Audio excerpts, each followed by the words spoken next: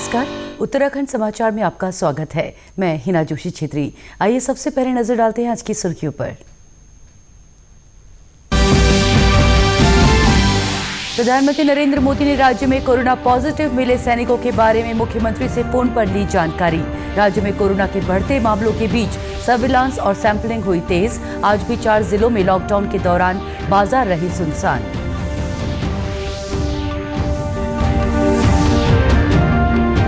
Dengue की रोकथाम के लिए मुख्यमंत्री ने सीएम आवास और परिसर का किया निरीक्षण।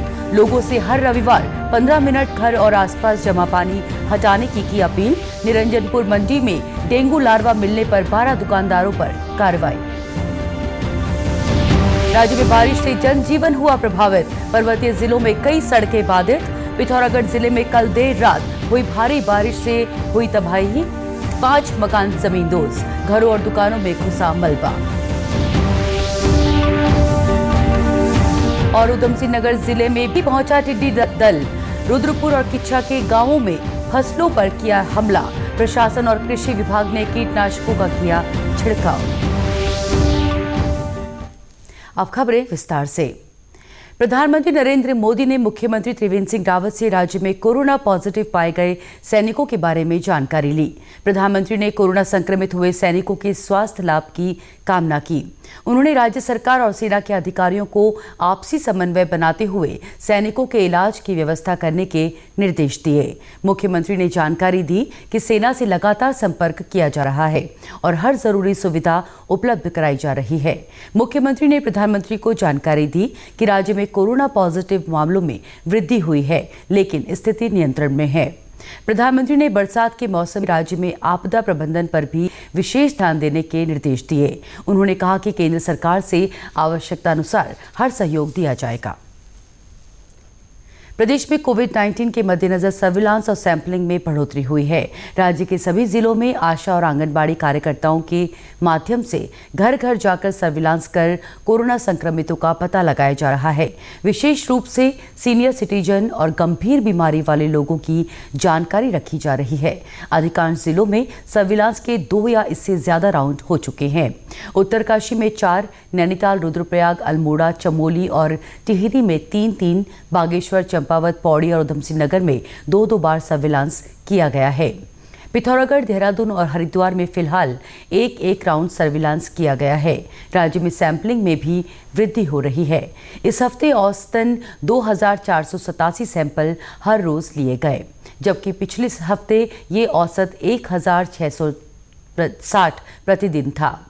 चंपावत, देहरादून, नैनीताल, पौड़ी और रुद्रप्रयाग में सैंपलिंग राष्ट्रीय औसत से अधिक है। राज्य में वर्तमान में 342 डेडिकेटेड कोविड केयर सेंटर हैं, जिनमें 23,436 बेड की क्षमता है। इनमें से 22,765 अभी खाली हैं। प्रदेश में लगातार बढ़ रहे कोरोना के मामलों को लेकर आज भी 4 जिलों में लॉकडाउन है। हालांकि आवश्यक सेवाओं को बंद से छूट मिली है। लॉकडाउन के दौरान इन जिलों में सैनिटाइजेशन कराया गया। कोरोना संक्रमण को रोकने के लिए 2 दिनों के लॉकडाउन के सरकार के फैसले का लोगों ने समर्थन किया। बहुत ठीक है, प्लस 1 दिन और होना चाहिए बीच में, हफ्ते के बीच में 1 दिन और होना चाहिए। इससे बीमारियां ज़्यादा फैल रही हैं। लोगों को कुछ पता नहीं किसको बीमारी किसको क्या है, किस तरह से है, इसका कुछ पूर्ण नहीं। तो इसलिए जो है इसमें रोकथाम भी होनी चाहिए और थोड़े चेकिंग भी होनी चाहिए। यहाँ पे जो है ये सैनिटाइज वगैरह होता है, बाजार में होता है। ये जो अभी कोरोना काल में जो कोरोना की बढ़ती हुई संख्या के अनुपात में सरकार ने जो ये कदम उठाया है लॉकडाउन का, ये अत्यंत सराहनीय कदम है। और इसके साथ मैं एक आम नागरिक होते हुए भी तो हमारा भी एक फ़र्ज़ है कि हम इसमें सहभागिता करें और अपने अपने स्तर पे कोरोना से बचने के जितने उपाय हो सकते हैं, जितने अपने हुए हैं उस पर हम पालन करें, नियमों का पालन करें। और सरकार से भी एक वो है कि जैसे शहरों में सैनिटाइजर होता है, तो हमारे गांव के इलाकों में भी हफ्ते में 1 बार सैनिटाइज की व्यवस्था होनी चाहिए। मुख्यमंत्री त्रिवेंद्र सिंह रावत ने डेंगू के खतरे को देखते हुए आज सीएम आवास और कार्यालय परिसर का निरीक्षण किया। इस दौरान उन्होंने गमलों, नालियों और टंकियों को चेक किया और जहां पर भी पानी जमा था वहां की सफाई की। मुख्यमंत्री ने डेंगू पर वार करने के लिए लोगों से हर रविवार को 15 मिनट का समय निकालकर घर और आसपास जमा पानी को हटाने की अपील की है। देहरादून के निरंजनपुर सब्जी मंडी में डेंगू का लार्वा मिलने पर 12 दुकानदारों पर कार्रवाई की गई है। जिलाधिकारी और स्वास्थ्य विभाग की टीम को निरीक्षण के दौरान मंडी में डेंगू का लार्वा मिला। मंडी सचिव विजय प्रसाद थपलियाल ने कहा कि जो लार्वा मिला था उसे मौके पर ही नष्ट कर दिया गया था। जिन ड्रमों में लार्वा मिला था उन्हें सीज कर दिया गया है। इस मामले में 12 दुकानदारों को लाइसेंस निलंबन का नोटिस दिया गया है। वो दुकानें हैं जितने मशरूम वाले हमारे काउंटर्स थे या फल सब्जी के जितने कारोबार व्यापारी थे, वहाँ पर उन्होंने जाकर देखा और कुछ ड्रम्स वगैरह में डेंगू के लार्वे मिले तो उन्हें तत्काल वहाँ पर उनको नष्ट कर दिया गया और साथ ही साथ जितने भी ड्रम्स हैं उनको सीज करने का आदेश दिया गया। और इसके अलावा जिलाधिकारी महोदय द्वारा भी यह आदेश दिया गया कि जितने भी ये दुकानदार हैं उनको तत्काल नोटिस लाइसेंस निलंबन का जारी किया जाए। और साथ ही साथ स्वास्थ्य विभाग को ये निर्देशन दिया गया कि जितने भी दुकानदार हैं उनके ऊपर 5-5 हज़ार का चालान लगा दिया जाए। तो उसी के परिप्रेक्ष्य में हमारे द्वारा लगभग 12 दुकानदारों को नोटिस इशू किया गया लाइसेंस निलंबन का। और साथ ही साथ उनको सख्त चेतावनी दी कि जितने भी अपनी वो टंकियाँ हैं और जितने भी ऐसे स्थल हैं जहाँ पर पानी इकट्ठा हो सकता है उसको तत्काल साफ करें और साथ ही साथ पूरी साफ सफाई का विशेष ध्यान रखें, अन्यथा उनके खिलाफ मंडी अधिनियम के तहत वैधानिक कार्रवाई की जाएगी। उत्तराखंड में हो रही बारिश से जनजीवन प्रभावित हुआ है। पर्वतीय जिलों में कई सड़कें बाधित हैं। यमुनोत्री राजमार्ग उत्तरकाशी में पाली घाट पर बंद है। रुद्रप्रयाग बांसवाड़ा राष्ट्रीय राजमार्ग 109 बोल्डर आने के कारण अवरुद्ध हो गया है, जबकि चमोली गुलाबकोटी मार्ग खुल चुका है। उधर चंपावत में टनकपुर चंपावत मार्ग स्वाला और कुठोल के पास बंद है। पिथौरागढ़ में तवाघाट, पांगला, गुंजीकुट्टी और मालपा बूंदी मार्ग बाधित है। पिथौरागढ़ जिले के मुनस्यारी और बंगापानी तहसील में कल देर रात हुई भारी बारिश से काफी नुकसान हुआ है। बारिश से सभी नदी नाले उफान पर है। मुनस्यारी के तहसील परिसर के दुकानों और घरों में मलबा घुस गया। प्रशासन ने रात में ही रेस्क्यू कार्य शुरू कर दिया। वहीं बांगापानी के छोरी बगड़ में पानी के तेज बहाव के चलते 5 मकान जमींदोज हो गए हैं। घरों के गिरने से पहले सभी लोगों को प्रशासन ने दूसरी जगह शिफ्ट कर दिया था। जौल जीबी को मुनस्यारी से जोड़ने वाला एक मोटर पुल भी नदी के तेज बहाव में बह गया है। मुनस्यारी तहसील के धापा, रांथी, सेला, सुरीधार, बुंगा और घोरपट्टा सहित लगभग 25 गांवों में बारिश ने भारी तबाही मचाई है। ये 11-12 बजे के बाद तहसील के बगल में बहने वाला नाला काफ़ी उफान पर आया है, जिस कारण यहाँ पर को बहुत नुकसान हुआ है और यहाँ पे जितनी भी दुकानें उनमें पानी भर चुका है और नाला पूरा चौक हो गया। अभी जेसीबी बुला के रात के अभी 3 बजे हुए हैं और 12 बजे से कंटिन्यू यहाँ पर जेसीबी लगा हुआ है और लोग अपने घरों से रात भर सोए नहीं हैं, रात भर घरों से बाहर आए हुए हैं। और मैं एक दुकानदार हूँ, मेरे दुकान में पूरा मलबा हो चुका है और मेरी मुश्किल से अभी दुकान खोलकर उसका मलबा हमने साफ किया हुआ है। कल रात ही बारिश में काफ़ी नुकसान हुआ है। हमने एक प्राइवेट जेसीबी भी हायर की है और जैसे जैसे हमें सूचना प्राप्त हो रही है वैसे वैसे हम इसमें कार्य प्रगति ला रहे हैं और समस्या का समाधान कर रहे हैं। कई राज्यों में किसानों की फसल बर्बाद करने के बाद टिड्डियों का दल उधम सिंह नगर जिले के कई क्षेत्रों में पहुंचा। टिड्डियों के दल ने रुद्रपुर और किच्छा के सैजना, रतनपुर, दरऊ के साथ साथ सितारगंज के मठिया गांव में फसलों पर हमला किया।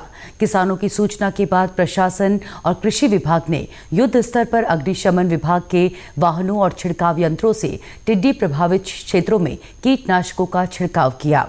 जिला कृषि अधिकारी अभय सक्सेना का कहना है कि समय पर कार्रवाई करने से फसलों को नुकसान नहीं पहुंचा। ये पीलीभीत से प्रारंभ हुआ था इसका आना और लगातार विभाग और प्रशासन उत्तर प्रदेश सरकार के कार्मिकों के और अधिकारियों के संपर्क में था और इसका मूवमेंट जो रहा वो हमारे तहसील किच्छा में दरऊ और रतनपुरा और सैजना क्षेत्र है, यहाँ पर इसने स्टे किया। तो इस पर हमने रात में प्रभावी कार्रवाई की गई विभाग के द्वारा और सवेरे मॉर्निंग से 5 बजे से इस पर कंट्रोल मेजर अपनाया गया, जिससे कि ये जो स्वार्म लगभग काफ़ी 3 से 4 किलोमीटर का था इसको 80% वहीं की वहीं नष्ट किया गया। वर्तमान में ये इसका कुछ पार्ट जो है ये उत्तर प्रदेश के बिलासपुर में गया हुआ है। वर्तमान में अभी कोई भी फसल हमारी लोकश के कारण क्षति नहीं हुई है। दरों की ग्राम प्रधान अक्ष बी ने बताया कि प्रशासन की सतर्कता और कारगर दवाओं के छिड़काव के कारण टिड्डियों के आक्रमण के बाद भी फसलों को कोई नुकसान नहीं पहुंचा है। अन्य राज्यों की तरह हमारे राज्य में भी टिड्डियों का प्रकोप हुआ था, हमला हुआ था और हमारे प्रशासन ने बहुत अच्छी तरीके से इस पर कंट्रोल किया, दवा का छिड़काव किया। मैं अपनी तरफ से प्रशासन का धन्यवाद करती हूँ। आज सावन की शिवरात्रि है। आज के दिन बड़ी संख्या में श्रद्धालु भगवान शिव का जलाभिषेक करते हैं, लेकिन कोरोना महामारी के कारण तमाम शिवालयों में सन्नाटा रहा। उत्तरकाशी का प्रसिद्ध काशी विश्वनाथ मंदिर भी आज बंद रहा। हालांकि चारधाम यात्रा कर रहे कुछ स्थानीय लोगों ने गंगोत्री से जल लाकर भगवान शिव का जलाभिषेक किया। महाशिवरात्रि के दिन हम सभी स्थानीय लोग गंगोत्री धाम गए थे। वहां से जल भरकर हम सभी लोगों ने बाबा काशी विश्वनाथ में जल चढ़ाया है और इस कोविड-19 में ये इस बार श्रद्धालुओं का किसी भी प्रकार का कोई यहाँ पे भीड़ भड़ाका नहीं है। तो मैं बाबा काशी विश्वनाथ से कामना करता हूँ कि इस महामारी को जल्दी से जल्दी नष्ट करे। आज जो अभी कोरोना का एक महामारी एपिडेमिक जो चल रहा है, उसकी वजह से भगवान के दरबार को आज के लिए बंद रखा गया है। भगवान के जितने भी भक्त लोग हैं और जितने भी श्रद्धालु हैं, जितने भी भगवान को मानने वाले हैं और जो आज पवित्र गंगा जल गौमुख से और गंगा जी से और गंगोत्री से लाए हैं, उन सभी से निवेदन है कि आज वो अपने घर पर ही जलाभिषेक करें और स्वस्थ रहें, सुरक्षित रहें। आपको बता दें कि उत्तरकाशी जिला प्रशासन ने सभी मंदिरों को बंद करने के आदेश जारी किए हैं। जिलाधिकारी ने अनुरोध किया है कि कोई भी व्यक्ति जलाभिषेक के लिए मंदिरों में न आए। उत्तराखंड का एक और जवान लेह लद्दाख सीमा पर अपना फर्ज निभाते हुए शहीद हुआ। उधम सिंह नगर जिले के किच्छा में रहने वाले 24 वर्षीय जवान करण देव उर्फ देव बहादुर गोरखा रेजिमेंट में थे। गश्त के दौरान उनका पैर जमीन पर बिछी डायनामाइट पर पड़ गया, जिससे विस्फोट हुआ और वो शहीद हो गए। मुख्यमंत्री त्रिवेंद्र सिंह रावत ने उनकी शहादत को नमन करते हुए ईश्वर से शहीद के परिजनों को धैर्य प्रदान करने की प्रार्थना की है। मुख्यमंत्री ने कहा कि सरकार हमेशा शहीद के परिजनों के साथ खड़ी है। महानगरों से रिवर्स माइग्रेशन कर अपने घर लौटे कई लोग खेती बाड़ी से जुड़ गए हैं। पौड़ी जिले में चौबट्टा खाल तहसील के भेटी गांव के यशपाल सिंह रावत और विजय सिंह भी ऐसे ही लोगों में शामिल हैं। दोनों ने शहर की नौकरी को छोड़कर गांव की बंजर जमीन पर खेती शुरू की। आवारा बैलों को खेतों की जुताई में लगाया। आज उनके खेतों में कई तरह की सब्जियां होती है, जिनसे उन्हें अच्छा मुनाफा हो रहा है। बेचा हमने कम से कम 1-1.5 कुंटल, तो अभी हम शिमला मिर्च बेच दी हमने।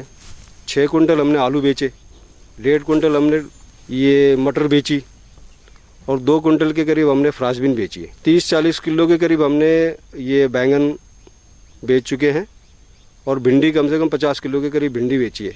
80-90 किलो के करीब हमने टमाटर बेचे। सबसे बड़ी चीज़ है कि सौदा बहुत बढ़ गया है। अपनी खेती है और अपनी मेहनत है। तो हम इसलिए अब देखा कि भाई अपनी खेती भी बंजर पड़ी हुई, सारी सुविधा है, तो दोनों की राय बनी। फिर हमने पानी का स्रोत देखा, फिर पानी की लाइन खींची, फिर ये जलगम से वालों से मिले, इनसे सहायता मांगी अपने लिए। हमने बोला भाई हम ये काम करना चाहते हैं। उन्होंने फिर हमें राय दी, हर चीज़ उन्होंने हर सहायता की हमारी, हर चीज़ की। जिले में पोखरा क्षेत्र के ग्राम्या परियोजना के टीम लीडर कुलदीप उनियाल का कहना है कि जो लोग कृषि क्षेत्र से जुड़ना चाहते थे, उन्हें हर तरह का सहयोग दिया गया। वो ग्राम्या परियोजना के अंतर्गत कृषि गतिविधियों से जोड़ने के लिए हमने भरसक प्रयास किए हैं और उन लोगों की जो सबसे बड़ी ज़रूरत थी, एक तो उनको जो क्वालिटी इनपुट्स थे, एग्री इनपुट्स थे, उनको हमने जैसे बीज, खाद, दवाई, ये सब उपलब्ध करवाने की कोशिश की। साथ में उनके साथ हमने टेक्नोलॉजी को लेके जो है, जैसे हमने पॉली हाउसेस लोगों को दिए हैं, आपको एलडीपी टैंक दिए हैं, इरिगेशन टैंक दिए हैं एंड आपका नॉडेप कंपोस्ट पिट है, ये हमने उन किसानों को उपलब्ध करवाया ताकि ये जो है इन किसानों को इसको करने में बाज़ार से जुड़ने के लिए और क्वालिटी प्रोडक्ट जो है मार्केट में ला सकें। और आज यहाँ पे जो है कई किसान जो हैं जो बाहर से यहाँ पे जो रिवर्स माइग्रेशन के दौरान वापस आए हैं, वो आज खेती से जुड़ने का प्रयास कर रहे हैं। उत्तराखंड की खबरों के लिए आप हमसे सोशल मीडिया पर भी जुड़ सकते हैं। हमारा ट्विटर हैंडल है DD News_देहरादून। हमारा फेसबुक पेज है DD News उत्तराखंड और हमारे YouTube channel DD News Uttarakhand को भी सब्सक्राइब करना ना भूलें। इसी के साथ समाचार समाप्त हुए। नमस्कार।